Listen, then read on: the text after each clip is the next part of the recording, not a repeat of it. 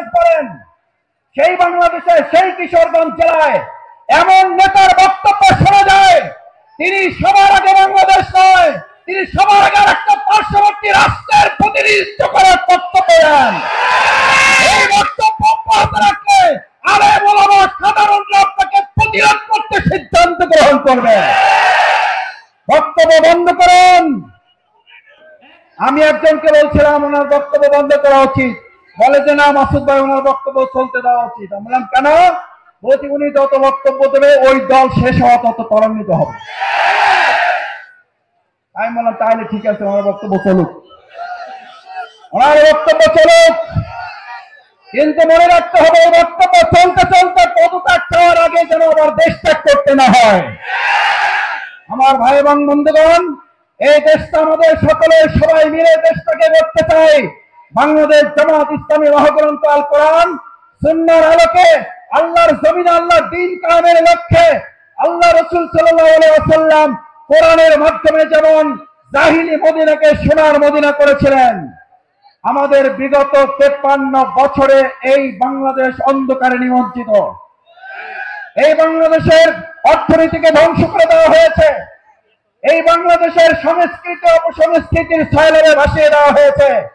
বাংলাদেশ জামাত ইসলামী তার ব্যক্তির তন্ত্র এবং মন্ত্রণায় মহাগ্রন্থ আল কোরআনের আলোকে আমরা যদি একটা সোনার মদিনার মডেলে সোনার বাংলা করার সিদ্ধান্ত নেই, এই কিশোরগঞ্জ থেকে যে কয়েকটি আসন আছে এই আসরে বিজয় নির্ধারণ করার জন্য ঘুম বাদ দিয়ে, বিশ্রাম বাদ দিয়ে আজ থেকে ঘরে ঘরে কোরআনের দাওয়াত পৌঁছানোর জন্য রাজি আছেন কারা?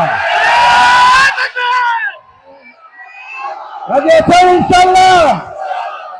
আমার সংগ্রামী ভাই এবং বন্ধুগণ, আসুন বাংলাদেশ জামাত ইসলামী সেই সোনার মদিনার মডেলে সোনার বাংলাদেশ বিনির্মাণ করব আমরা সবাইকে নিয়ে। কিন্তু তার আগে অবশ্যই বিচার এবং সংস্কারের দৃশ্যমান অগ্রগতি করে নির্বাচন দিতে হবে। নির্বাচনের জন্য জামাত ইসলামী রাজনীতি করে, এটা ঠিক, কিন্তু যেন তেন কোনো একটা নির্বাচন বাংলাদেশে আর হতে দেওয়া হবে না।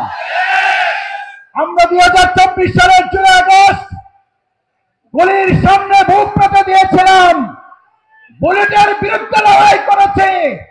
এবার ব্যালটের বিপ্লবের জন্য আরেকবার বুকের সামনে গুলি ধারণ করে ভোট ডাকাতদের আমরা প্রতিহত করবই।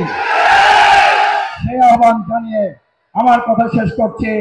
সুবহানাকাল্লাহুম্মা ওয়া বিহামদিকা আশহাদু আল্লা ইলাহা ইল্লা আনতা আস্তাগফিরুকা ওয়া আতুবু ইলাইক।